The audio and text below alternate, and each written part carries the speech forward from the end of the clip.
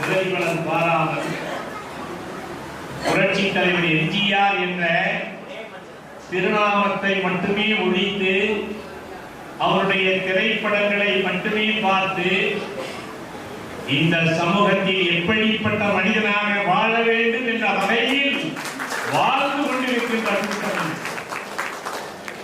அதனால்தான் எத்தனை வேலைகள் இருந்தாலும், எவ்வளவு அலுவல்கள் இருந்தாலும், எவ்வளவு பணிகள் இருந்தாலும் அவைகளை எல்லாம் தூர தூக்கி வைத்துவிட்டு உங்களை பார்ப்பதிலே இருக்கின்ற மகிழ்ச்சி, மனநிறைவு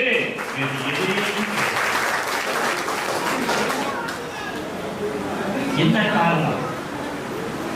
புரட்சி தலைவர் எம்ஜிஆரை இப்படி எல்லோரும் நேசிப்பதற்கு என்ன காரணம்? அதைத்தான் நீங்கள் புரிந்து கொள்ள வேண்டும்.